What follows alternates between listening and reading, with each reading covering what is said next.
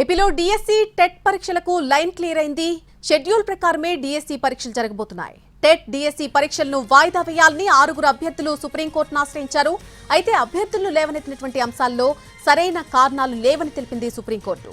అభ్యర్థులకు ఏవైనా సమస్యలు ఉంటే హైకోర్టులో పిటిషన్ దాఖలు చేయాలని సూచించింది. ఈ కేసు విచారణ జరిపింది జస్టిస్ దీపాంకర్ దత్తా ధర్మాసనం.